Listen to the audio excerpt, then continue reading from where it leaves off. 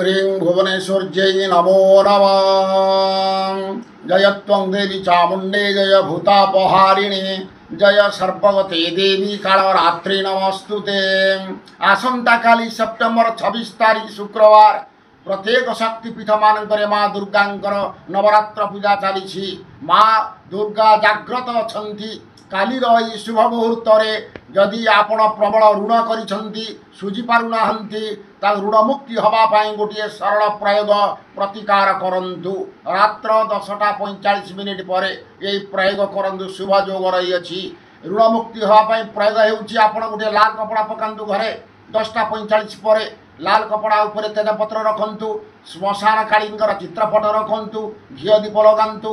पंचामृत गंगा जल धूप दीप नैवेद्य रखंतु। संकल्प करंतु ऋण मुक्ति हवापाई माँ दक्षिण कालींग नारे कर सारा पर आपण पंचामृत स्नान करांतु देवी की।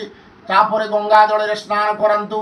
तेजपत्र को सफा करंतु गंगा जल रे। तापर डालिंब काठी एवं सिंदूर द्वारा गोटे मंत्र मु डाकुची लिखंतु। ओम क्रीं लेखाक्षरी मंत्र कालींकर लिखंतु।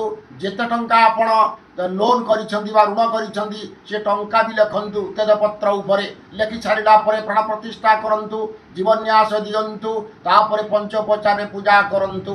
पूजन कर सारा पर निराजन करंतु। साष्टांग प्रणाम करंतु। लाल कपड़ा द्वारा से तेजपत्र को गुड़े दियंतु। गुड़े सारा पर आपण रखंतु काली फट पाखे। प्राप्त समय उठी ताको ब्राह्म्य मुहूर्त उठी सारा पर से कुटुड़ी की नहीं नदी जल में भसई दिंतु। भसई दे सारा पर देखिए यही प्रयोगटा आप 3 थर करंतु। 3 थर कर सारा पर आपणकर ऋण मुक्ति हो एवं दक्षिण काली प्रसन्न हे रही। नमस्कार। जय जगन्नाथ। जय माँ कामाख्या।